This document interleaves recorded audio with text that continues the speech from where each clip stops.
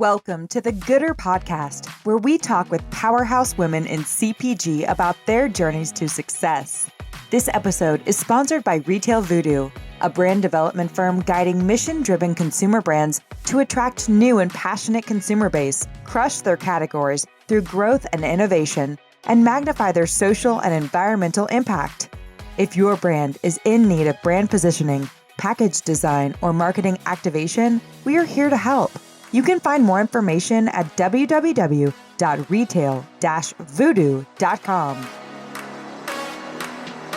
Hi, Diana Freik here. I am the host of the Gooder Podcast, where I get to talk with the powerhouse women in the food, beverage, and wellness categories about their journeys to success and their insights on the industry.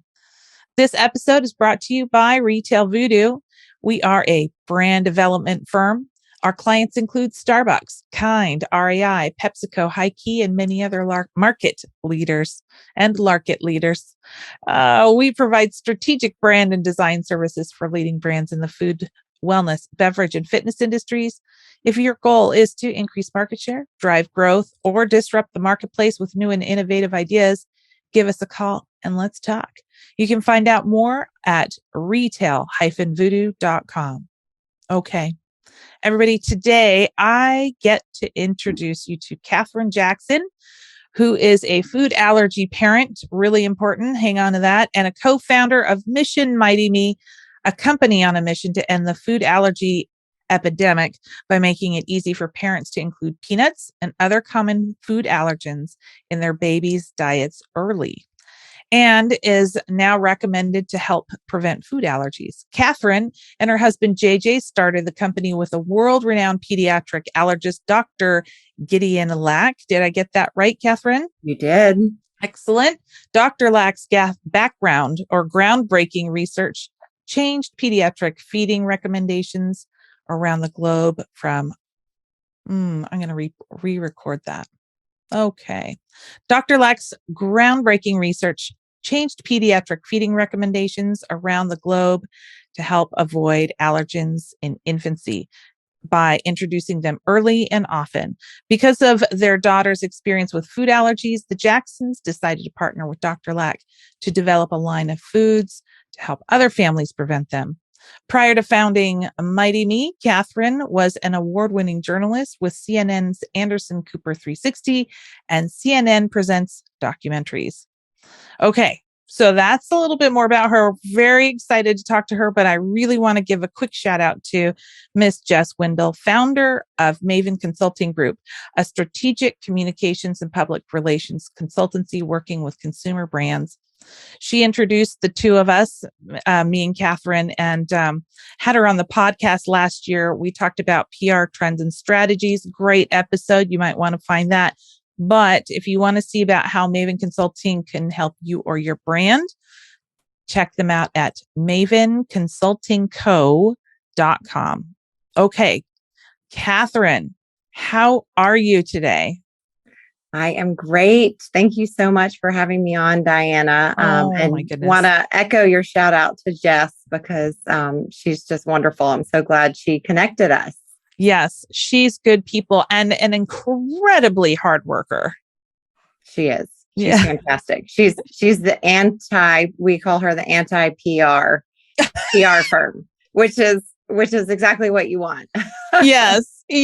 Oh my goodness. Okay. Where are you located? Where are you? Where are you recording from? And is it in the same location as your business? Yes. So we live in Atlanta, Georgia, and it is a beautiful spring day here in Atlanta. I always say there's no prettier place on the earth than Atlanta in the spring. If you could just take the pollen out of the picture. Oh, I know. Yeah, I have a dear friend from Atlanta. She calls it going back. She lives here in Seattle. When she goes home, she says, "I'm going back to Hot Atlanta." Hot Atlanta, that's Hot right. Atlanta, yes. Hot Atlanta, the ATL. Oh my goodness. Well, when I learned about your product, I was just thrilled because there's so many people in my world that have had children suffering from food allergies. And so I am really excited. If you could just quickly tell us about Mission MightyMe. Why does it exist? What is it and why does it exist? Sure. Well, as you alluded to, food allergies have become this huge public health problem. I mean, 1 in 13 children today have a food allergy. And our oldest daughter is one of them. So we actually have we had children on both sides of the feeding guidelines. So the feeding guidelines completely changed between our first child and our third child. So when our oldest was born, the common medical guidance was to avoid giving babies peanuts, tree nuts, other common food allergens in infancy, which of course we, followed the new guidelines as new parents. And unfortunately, she went on to develop an allergy to most tree nuts. And, since then we sort of have become a food allergy family, learned all we could about food allergies, made sure we had an EpiPen in every diaper bag when she was younger. Now we make sure she has them in all of her bags now that she's 12 years old and out and about on her own a little bit more. But one of the things that we learned is that once those foods were removed from infant diets, which started in the year 2000, the rate of food allergies increased by more than 50% in children, and the rate of nut allergies tripled. So massive increase in food allergies once we as a country sort of changed our feeding practices. Now, fast forward to 2015, our third child was born, and it was the same year that this groundbreaking research came out showing that actually introducing peanut foods early in the first year of life and then keeping them in the diet consistently until age 5 dramatically reduced the risk of peanut allergy by up to 86%. So it was this incredibly groundbreaking study. It was called the Learning Early About Peanut Allergy Study, or LEAP.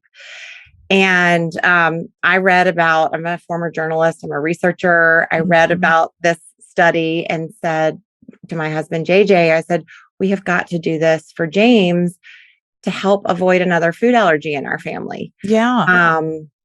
Of course, that discovery from the LEAP study has gone on to change feeding guidelines around the globe, reversed the old avoidance guidelines. So now the guidelines and, many countries say introduce all common food allergens early when a baby is ready for solid foods. But we tried this with James and found it really difficult because nuts and nut butters are a choking hazard, and the entire baby food industry is allergen free and has been for 2 decades. So we just saw a real need for products that would make it easy for families to follow these new prevention guidelines and just help parents get proactive about food allergy prevention. So we reached out to Dr. Gideon Lack, who led the LEAP study. And he was also frustrated because the research was not being implemented quickly enough. And he really felt this, the mission of, if we can get these foods in babies' diets, we can potentially prevent food allergies and reduce the burden of food allergies on our society. But it's hard to do that without consumer products that normalize it and make it easy. So we partnered with Dr. Lack, and then we also partnered with another co-founder of ours, Todd Slotkin, who is a food allergy dad and was also one of the original co-founders of FAIR, the largest food allergy nonprofit. So the 4 of us teamed up and decided we were going to launch our own line of foods because there wasn't anything out there like we wanted as parents and as a doctor. And that's how Mission MightyMe came about. Wow. I'm good for going down a rabbit hole. So let me go down there real quick. I have a couple of questions just simply because I'm so interested. Some of the you were talking about kind of like the increase in rate, 50% increase in the number of children that have food allergies. Did I get that correctly? That's correct. Yeah. Yes. So when we're talking about numbers here, just because 50% sounds really, really huge, do we have like a set of numbers? Did we go from like 1 million kids to 2 million, to 1.5 million kids? Or do you have a sense on what those numbers are? I'm just curious. Yeah. I mean, currently, there are 5.6 million children with food allergies. Wow. In the United States. Mm-hmm. And that is, has just been a steady, Mm-hmm. dramatic increase over the Mm-hmm. last 2 decades. Mm-hmm.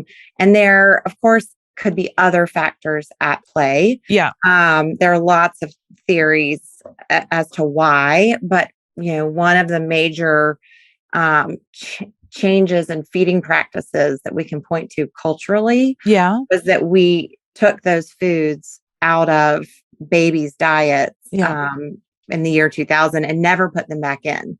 Yeah. And so what the LEAP study showed us is that there is actually this magic window for prevention of peanut allergy, specifically, where if you can get peanut foods in a baby safe form, of course, into a baby's diet, and you can get them in the diet consistently. That's very important. It's not like a test it and then stop. Right. But if you can get the peanut foods in the diet consistently, you can dramatically reduce the risk that baby will develop a food allergy. But it's a window. 2/3 of peanut allergies develop before age 1.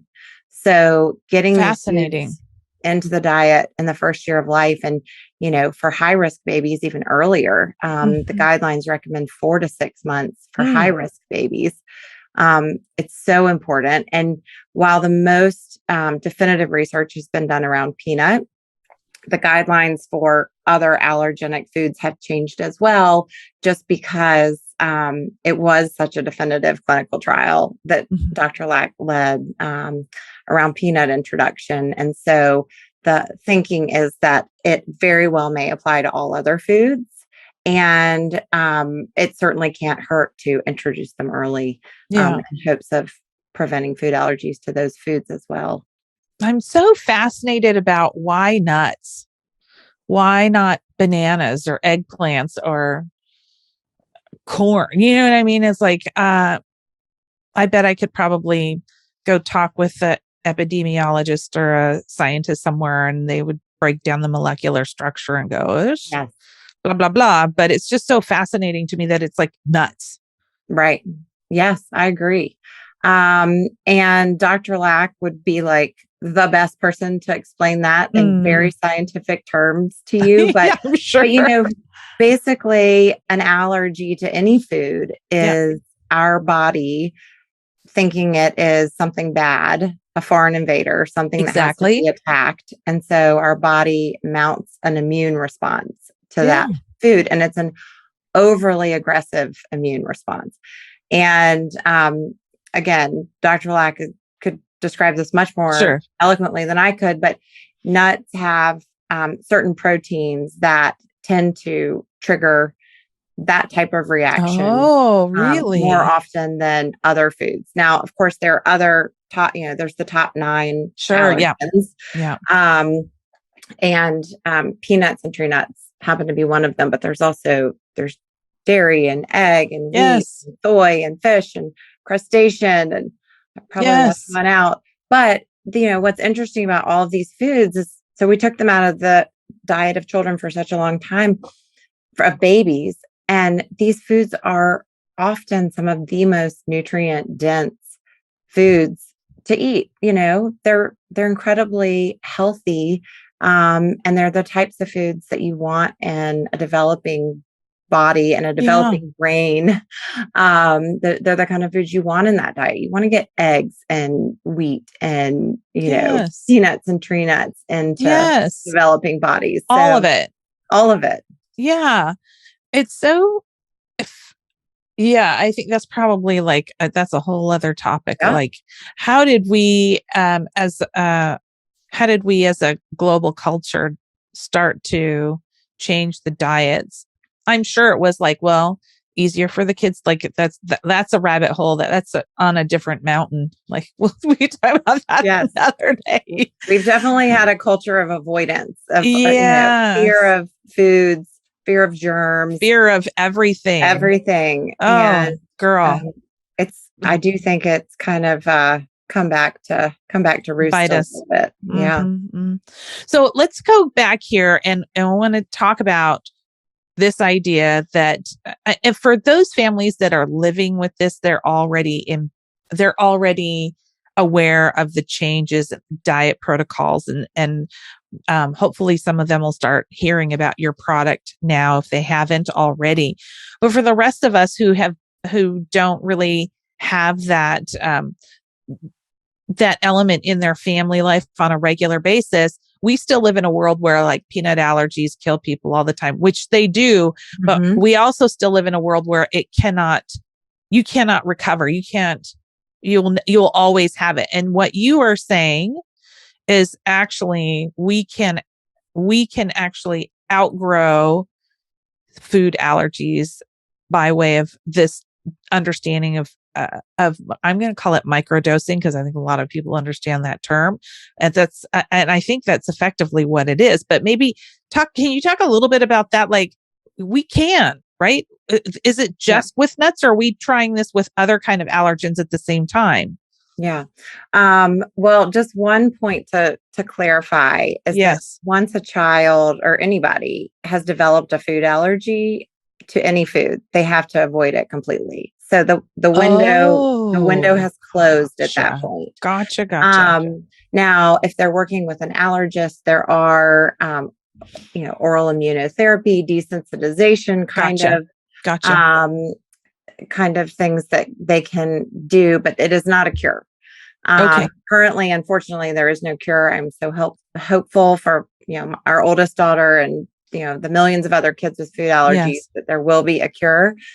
But until there's a cure, really our best defense against food allergies is preventing them from happening in the first place. I love the Benjamin Franklin quote, an ounce of prevention is worth a pound of cure. Truth. Like just don't have to deal with it in the first place. Yes. So that's why it's so important to start early before allergies have a chance to take hold. Really that immune window. I mean, as I mentioned, for peanut allergies, 2/3 of peanut allergies develop in the first year of life. So that window is it is very hard. Yeah. And, most dietitians, nutritionists will say like by age 2, that immune profile is sort of set. So you want to try to get these foods in as a baby, the earlier, the better. Okay. I will say the current guidelines do recommend that high-risk babies, and that means severe eczema or an existing food allergy, basically, are the two highest risk factors for a child developing a food allergy, that those babies see a doctor first and possibly do allergy testing before introducing. But for the rest of the population, the guidance is just to go ahead and get it into the diet as your baby starts other solid foods. And the reason is because that window does start to close the older they get. Now, I will say, you mentioned just kind of like the fear of a reaction, which is very real. And for us, especially having an older daughter who we've seen have a reaction. Yes. And then we're trying to suddenly do this with our sweet little baby, our 6-month-old baby. It can be very nerve-wracking for parents. But a few things that gave me confidence to do it, and that we really try to educate, in our messaging and all of our materials, and the way we talk to parents, is that the safest time to introduce is actually under age 1. A severe reaction under the age of 1 is incredibly rare. As babies get older, the severity of a reaction can increase, the severity of a potential reaction, but you much rather find out that your child was allergic to something at 6 months than you would at age 3, like we did, when they're having just a terrifying, violent reaction to a food. Well, can you talk about this component then, from a mother's person, from a parent's perspective, and then also from a brand perspective? You live in a household that many people do, in which case you already have people in the household that have an existing allergy, and you are trying to ensure that this youngest one does not live with the same condition. You are bringing that allergen into your home. How do you ensure, or is the dose of the MightyMe small enough that should your older child come in contact with it, they'll be okay? Like, can you talk about that? Because I'm sure that happens in a lot of households. It does. And we get that question a lot from customers. It very much depends on your allergic child's specific situation. Gotcha. We've got, some children just really cannot be around it, don't feel comfortable around. Yeah. There's probably a lot of little children, especially, you have to just make sure, because they don't know any better. You have to make sure it's out of their reach. But we actually have a mother. Well, first, I don't know if I got into kind of what we developed yet, but so the two products we currently have. Yeah, let's talk about that. Yeah. Because it's part of why we developed them the way we did. Your question is a quick dissolve peanut puff that contains more than 50% peanuts, but it's in a little puff form, which is, the puffs that are in every diaper bag. They're sort of like babies, just ubiquitous. Yes. Babies love puffs. So it's quick dissolve. So to avoid the choking hazard of nuts or nut butters, because it's very important, you cannot give a baby nuts or nut butters. So they dissolve quickly, but they do contain enough peanut protein. And then the next product that we launched is also a puff that contains peanuts and 4 different tree nuts. So we have hazelnut, almond, cashew, walnut, and peanut. And this little quick dissolve puff is the only baby-friendly puff on the market that contains peanuts and multiple tree nuts. So it's also just an easy way to get those nuts into a baby's diet without the choking hazard risk. But we developed them in a way that they are not messy. They're contained. So in our house, for instance, our youngest 2 can eat them. They're not leaving residue all over the counter. Our oldest daughter is old enough to know not to reach her hand in the tree nut bag. She can have the peanut bag. Oh, okay. Because her allergy is to tree nuts. But so we purposely developed them in a way that they weren't sticky and messy like peanut butter, which gets everywhere. And it's just very hard to clean. Or like Cheetos, where the stuff is all over the place. Crumbles, all over the place. And also that they could be eaten on the go out of the house. So, some families will feed them to their children in the park, clean their hands, and back to the house they go. Yeah. We have a grandmother her daughter is severely allergic to peanut. The grandmother comes over to the house, feeds the baby the peanut puffs in the garage in a high chair, wipes the baby down, and then goodness, gives the baby back to the mom. I mean, food allergy parents will go to all lengths. Yes. But importantly, like we wanted to create these 4 families who maybe have an older child with a food allergy, are trying to prevent their youngest from developing one, but really for all families, because we know from the research that it's important to get these foods into all kids' diets, whether they're high risk or not high risk. The latest USDA dietary guidelines say get these foods into all diets when babies are starting solids, regardless of risk factors, because it's so important to establish some tolerance to these foods that tend to be the bigger allergens. I'm just fascinated because I'm thinking of, your product, and from a business standpoint, I'm thinking your product is really fantastic because from a competitive standpoint, the Gerbers of the world can't do this because they'd be bringing allergens into their family, into the brand family, which can create confusion. And so not only have you come out with this novel product, but there's not a lot of competition in there because there can't be from a safety standpoint for brands. I'm just thinking of how amazing, like, you're solving a problem, but you're also creating a product in a category that can't really have a lot of competition from established brands. It's so brilliant. And I know it wasn't intentional per se, but like, wow. Yeah. Well, thank you. That's very kind. We actually, it's funny because we always say that for the first 2 years that we were trying to do this, and I kept saying there needs to be products out there that make this easy. My husband kept saying, well, no, Gerber needs to do that, not us. He was in finance. I was a journalist for years. So this is, we changed careers for this, but we believed in it so much. And for the longest time, nobody was. Now it's interesting you mentioned Gerber because they very recently did come out with a peanut puff. But one of the things that we had said when we were doing this is that only a food allergy parent is going to know exactly what they want and how to do this, right? So 2 of the 3 SKUs, at least the last time I looked, 2 of the 3 SKUs had 0 grams protein. Well, one of the things that we learned from the LEAP study is that the amount of peanut protein is super important. So babies in the LEAP study ate an average of 6 grams of peanut protein per week. That's actually a kind of a significant amount of peanut protein. Is it? That is the equivalent of about 6 teaspoons of peanut butter. Oh my gosh.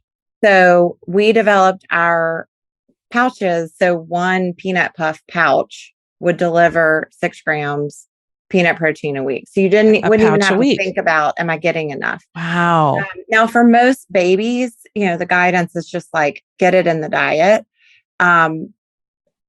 in decent quantities, but you're not necessarily having to dose it. And we wanted to make this an enjoyable, fun snack that you didn't think about dosing, right? But for high risk babies, the guidelines do say try to reach a threshold of 6 grams peanut protein per week. And so that's why we made sure that 1 pouch would deliver it. So you didn't have to think about it too much. You could just smart. Make it like a easy, enjoyable, snack that the whole family can enjoy as long as you don't have any food anyone with food allergies. Right. And, the guidelines, as the science evolves, who knows, the puffs may extend into something more for those. Like there was a while where we didn't touch peanuts forever. And now that's not the case anymore. So who knows, in 10 years, the science might show us a different way to tackle food allergies for those that are already that have already established allergies. I think I just, from a business standpoint, personally, you're taking care of a lot of humans, and then to be able to turn that into a business that is so novel is, for me, fascinating. And I love it. Love it. Thank you. And there is so much exciting stuff happening with desensitization and as you were talking about, oral immunotherapy. And we're in conversations, a big part of our mission, a big part of our company is giving back. So we give back, product to food insecure families so they have access to food allergy prevention. We donate to food allergy prevention research. Great. We're donating product to a big food allergy prevention study. We're donating product at cost to that study. And we've also been approached about, giving our product for some of these trials where they are using products to desensitize already allergic children. But it's just so important that only happens with an allergist under the supervision of an allergist. But anything that we can do to help further that research and to help families who need access to products that make food allergy prevention possible, then that's what we want to support. Yeah. And we talked a little bit about Emily Brown and the work that she did with the Food Equality Initiative. For those of you that don't know, the amazing work that she's done to make sure that those people who don't have access from a financial standpoint to the foods that everything, she basically created pantries within pantries for families that have food allergies. And she started this in Kansas and has just made such a substantial impact. And I know you and Emily at one point connected and have had conversations about this as well. Yes. Emily Brown is just an amazing human being. And when we first heard her story, and then I reached out to a mutual contact and said, you have to put us in touch with her because she's just doing such incredible work. And of course, she's supporting children, she's supporting families who have food allergies. Yeah. But I just loved her and her story so much. So we've donated to the Food Equality Initiative. We've donated to the 7% fund, which she started to help remove the racial disparities in care for food allergy families, which is so important.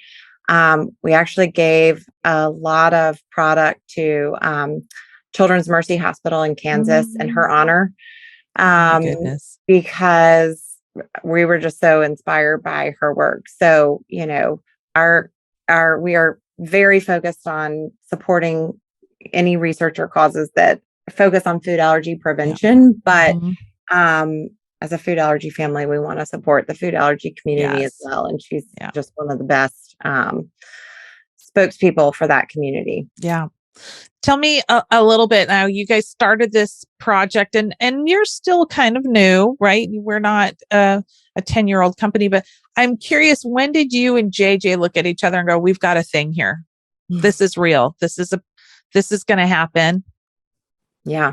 There've been several of those points. Have you? I think when we pitched the idea to Dr. Lack and he not only said, yes, I'll help you with develop your products, but I want to co-found the company with you. Oh my goodness. A big moment for us. That was 2019. And then we launched our first product in March of the peanut puffs in March of 2020. And it was the week that the world literally shut down because of the pandemic. So not the timing that we had planned on. But the response has still been pretty amazing. We've had 25% month over month growth. Holy Moses. That's crazy. Even through a pandemic. And then we launched our second product just this past January of 2022. And the response to that product was incredible. I mean, that kind of bumped us to a whole other level in terms of sales. And it just was so exciting to see, we thought that there was a real need for this, and we thought that other families would appreciate it and want it just like we did. But actually seeing that take place, seeing the proof of concept in the marketplace, and hearing from those families has been so amazing. I mean, one of my favorite things, and JJ, my husband and co-founder, one of his favorite things to do is just to read and respond to customer emails. Oh. They are so, people are so grateful and so positive, and we've been really lucky so far. Our customer emails have just been incredibly grateful and positive and supportive. And I do feel like we've tapped into a community that is excited about the product and excited that there is a solution to a big pain point that they were feeling, which is the pain point that we were feeling when we decided to start this. It feels good. I would think that it feels good to not only solve a problem for yourself, but then to find out that it's that you've helped so many others. It's like it probably even makes you feel like less alone. Not that, I know that when you're in the throes of these things, it can be really easy to kind of go, I'm the only one dealing with this. I need some help. And by building this community, I think you kind of create this de facto, we've got this. Yeah, absolutely. Yeah. There are so many other parents out there who are going through the exact same thing that we went through, and trying to figure out how to, nourish their children to the best that they can and avoid outcomes like a food allergy. And it's been wonderful to hear from them and connect with them, and also just know that like these products are really helping families. Yeah. And preventing food allergies. And that is the goal. I mean, we know that with mass adoption of early peanut introduction, like mass adoption, across the country, we could prevent over 100,000 peanut allergies every year. That's 1 million kids in a decade that wouldn't have to live with a peanut allergy, and potentially other food allergies as well. As you continue to develop. Yeah. Yeah. Just knowing that it has that potential. And there are countries where, they're great case studies because you see that play out. Israel is a perfect example. Right. Israel, most babies do start peanut foods in the first year of life, and Israel has a very low rate of peanut allergies. Really? Which was actually what gave our co-founder, Dr. Lack, the idea for the LEAP study. I'll tell you just a quick nugget of this because it's so fascinating. But he was in Israel. This was around 2000, around 20 years ago. Like we were just starting to see peanut allergies pick up in the US. Right. He was in Israel giving a lecture to a group of Israeli allergists and asked how many of them had peanut allergies in their practice, and hardly any of them raised their hand. And he was so stunned by that, that he sort of delved deeper and decided to find out, what the difference is. Found out that they didn't have these avoidance guidelines in place, that in Israel, babies were eating peanut foods. It was common cultural practice for babies to eat peanut foods in the first year of life. And he conducted an observational study that found that children in the UK of similar genetic ancestry, Jewish children in the UK, had 10 times higher rate of peanut allergies than their genetic counterparts in Israel. So that was really the basis for the LEAP study, because his hypothesis was that the reason for the lower food allergy rates, the lower peanut allergy rates in Israel, is that these kids were eating it so early. Yeah. And then sure enough, the LEAP study proved that to be the case, but everybody thought that was crazy. It was so against the grain of the common thinking at the time. Yeah. But thankfully, he really believed in it and stuck with it and put the rigor behind it in a clinical trial that proved it. Wow. That's so cool. I mean, it's so cool that, we're staring at it the whole time, right? Yeah. As a society. And it took one person to go, it's a little outlier data over here that suddenly turned into a possible solution. Right. It's so great. It's amazing. And it took 20 years to find the answer, but he did not give up. And he will say to this day, he had this hunch, but of course, everyone had to follow the recommendations at the time to tell patients, tell children not to include these foods in his diet, in their diets. And he'll say to this day that he has serious remorse and regret over telling families to do the exact opposite thing that we now know they should have done.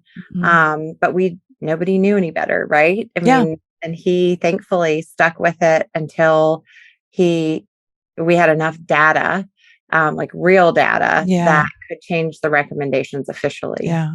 Wow. Fantastic. It's just so fascinating. I could probably geek out with all of it. I can totally geek out on it. I probably geek out too much. Well, let's talk a little bit about how you are guiding your business at this time. Like, you have a lot of science, we're turning this science into a legit CPG brand. Do you have any mentors that are helping you kind of translate? I mean, it's not complicated what you're trying to resolve for, except for it can be, but I'm just curious, do you have any mentors that are helping you kind of get this brand off the ground and in the right direction that have given you some kind of like something to point at, or a certain set of marching orders that you find are really, really helpful to kind of counteract the geeking outness? You know what I mean? Totally. Yes. I mean, ultimately you have to tell a story, and it has to be compelling and personal and simple, right? Mm-hmm. All this, you can talk about the science all you want, but if that's not connecting with people, it's not going to do any good. I mean, we have so many mentors who have helped us, in so many aspects. But one who, I would love to just elevate, and also she'd be a great podcast guest. Okay. But her name is Julie Sweet. Okay.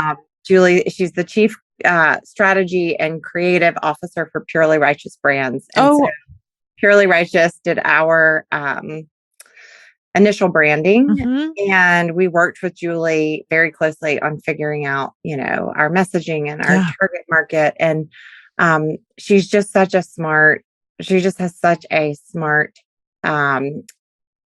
brain when it comes to crafting a clear, compelling story and message. And so we loved working with her so much that we've roped her in and put her on our advisory board so we can have her guidance regularly. Yes.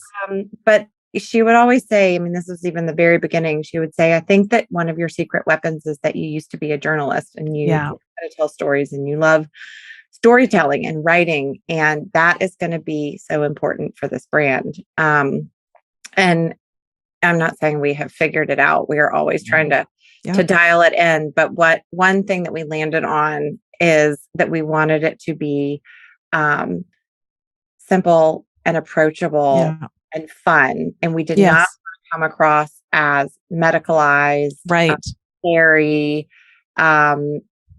super serious, sciencey.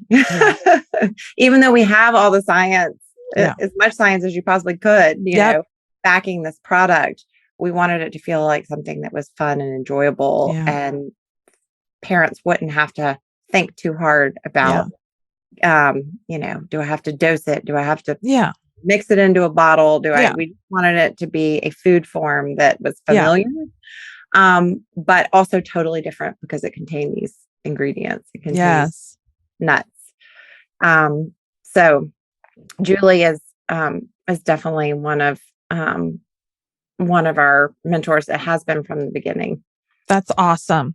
I love hearing that. Thank you for sharing that story. Tell us what's next for Mission MightyMe, or for you. Anything that we should be keeping our eyeballs on in the next several months? Yeah. So a couple of things. We are ready to move into retail. We had paused our retail strategy because of the pandemic, and really just focused on e-commerce on our website and Amazon. And we've seen such great growth on both of those channels that we just kept going. But we think that people are now back in stores, and discovery is happening again. Yes. We need to be where our customers are physically shopping. So we are about to start dipping our toe into retail with some select retailers, but we have not gotten too far down the road quite yet. And then we're also going to be starting a capital raise coming up soon. So we're going to be busy. Yes, you are. Oh my goodness. Well, and of course we're working on new products. So we're going to have some new products on the market before too long. Okay. So I'm excited about that. I can believe how big the suite is going to look. Wow. Catherine, we've covered a lot of stuff today, and there's and our time is wrapping up, but I have a couple of questions I like to ask everybody. You may have already answered one of these, and I'm going to ask it anyways. Are there any other women out there in our industry or not that you would simply like to admire, elevate for the work that they're doing out there right now? And if so, who is it and why? Yes. Like I said, there are so many. You mentioned Jess Wendell with Maven Consulting for PR. I love her. She's helped us a ton. Julie Sweet, of course. But in terms of CPG founders, we have really loved getting to know. It's a daughter-mother duo. Okay. Who launched this concept called Slumber Pod. And Slumber Pod, if you remember back to when your children were babies and you would travel with them, and if they were in a crib in your room and they could see you, you wouldn't sleep all night long.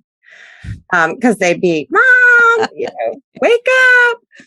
So basically, Katie Mallory and her mom, Lou Childs, invented this privacy tent that goes over a pack and play. Oh, you can literally zip up and zip open and zip close. Oh my goodness! That your child has a blackout, sleeping environment, and also can't see you, but could be right in the same room with you. And they have been crushing it. I bet their stuff is always sold out because their cribs are always sold out because there's such a high demand for them. But anyway, they're just a wonderful. They're great marketers, and I just love that it's a mom and a daughter doing it together, and they're great people too. They not food and beverage, but might be fun to have on the podcast. Yeah, big innovation. I love the innovative work, so I will check them out, and I might reach out to you and for an intro on that. But okay, cool. I like that. And then maybe when it comes to food, beverage, wellness, I mean, you are in a category of your own right now, but I wonder what you're watching and why. Yes. I think just a product that I love is Wild Friends nut butters. Yes. Started by awesome women, Erica Welsh. And I just think that they do a really good job of fun, branding that just makes you want to enjoy the nut butters and eat the nut butters. Another sort of hero brand for us in terms of their messaging is Cerebelli. It's a line of baby foods that was developed by a neurosurgeon mom, and they have a lot of science behind their foods. Yeah. And I think they do a great job communicating the why and the science behind their food in a way that is interesting, digestible, and not too complicated. So they're someone we look at because we have a similar kind of value proposition, right? We have all this science, and there's a really important reason why to buy the product. Yeah. You have to make it super simple. And then another brand that I think does that really well is Olipop. Yeah. I just love their branding, the whole, why would you drink a probiotic soda instead of Diet Coke? Well, for us, it's why would you buy these baby puffs that are more than 50% nuts instead of the old puffs that are all rice? So there's this very clear functional health benefit that Olipop has. But what I think is really neat is that they've taken a very familiar form, which is a soda, and they didn't change the bottle at all. It looks just like a soda can. Still feels familiar, but they really broke a big rule, which is we're going to put probiotics in it. And so for us, that was, part of our thinking was starting the food line with puffs because they're so familiar. Every baby eats them. But they have no nutritional value. They're just rice with a few halo ingredients sprinkled on top. But we thought, no, we'll make puffs that babies love and every baby will eat willingly. But instead of making them, just rice and air and a sprinkle of spinach powder, we're going to make them more than half nut butters and nut flours. So there's a nutritional value to it as well. Yeah. Right. So we're not just solving a possible allergen issue, but we're also delivering nutrients. I mean, right. It's a small group, but so interesting. All of the brands that you mentioned are all very sciencey. Mm-hmm. They all, they're all geared towards resolving a much bigger problem than right. simply taste. And I mean, look, we work with so many brands. Our firm works with so many brands, and I also talk with lots of brands that come through, and it's a fine balance between creating a snack that just simply tastes good and meets some basic nutritional values, which in the natural space, thankfully, all the brands do. There's another thing to be saying, and we're going to hack this, and we're going to take it to the next level. It's like biohacking for a cause, for lack of a better description. Yeah. Love it. I love it. Oh my goodness. Listen, we have been talking with Catherine Jaxon, who is one of the founders of Mission MightyMe. Catherine, if people want to learn more about you or Mission MightyMe, where can they find that information? Yes. So our website has everything, missionmightime.com. There's also an early allergen introduction guide on our website for people who have more questions that we put together to help kind of walk parents through the process. But yes, all of our information is on missionmightime.com or, Instagram or Facebook at Mission MightyMe.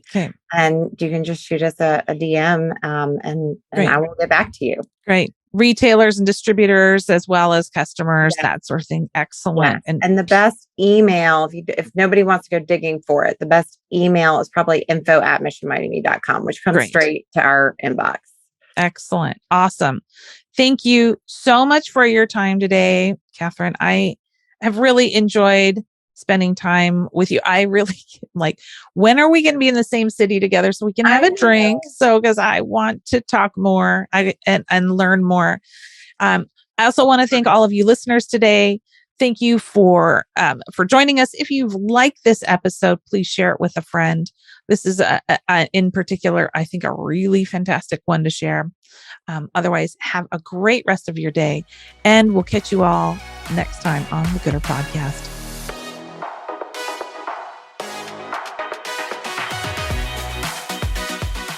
We hope you enjoyed this episode. And if you haven't already, be sure to click subscribe and share with your network. Until next time, be well and do gooder.